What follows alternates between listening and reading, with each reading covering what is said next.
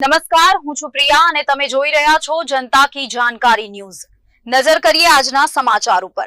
રાજકોટ જિલ્લાના ઉપલેટા શહેરમાં શ્રી ગાયત્રી શક્તિપીઠ હરિદ્વારથી ગાયત્રી જ્યોતને 100 વર્ષ પૂર્ણ થવાની આરે હોય ત્યારે ભારતભરમાં ભ્રમણ માટે નીકળેલ જ્યોતિ કળશ યાત્રા ઉપલેટા શહેરમાં આવી પહોંચતા તેનું ભવ્ય સ્વાગત કરવામાં આવ્યું હતું। ઉપલેટા શહેરના નવયુગ ચોક ખાતે જ્યોતિ કળશની હિન્દુ સમાજ દ્વારા ફૂલહાર કરી મહાઆરતી ઉતારવામાં આવી હતી। નવયુગ ચોકથી શરૂ થયેલ આ જ્યોતિ કળશ યાત્રા ભાદર રોડ, ગાંધી ચોક, ભગતસિંહ ચોક, બાપુના બાવલા ચોક, વડ ચોક થઈ બસ સ્ટેન્ડ ચોક ખાતે 2 કિલોમીટરની યાત્રા નીકળી હતી।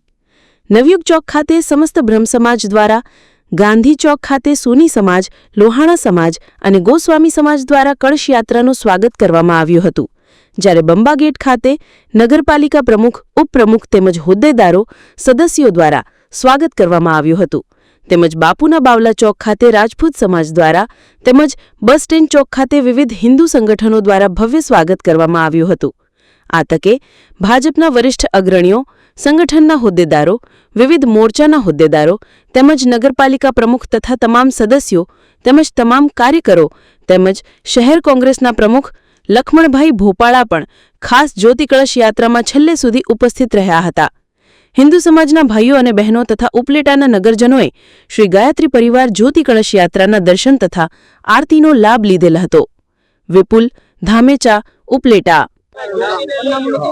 મારું નામ રમેશ ચંદ્ર જોશી, શાંતિકુંજ હરિદ્વારના પ્રતિનિધિ। આ જ્યોતિ કળશ રથયાત્રા શાંતિકુંજ હરિદ્વારથી નીકળી છે। શાંતિકુંજ હરિદ્વાર 21મી સદી ઉજ્જવળ ભવિષ્યનો સંકલ્પ જ્યાંથી થયો છે।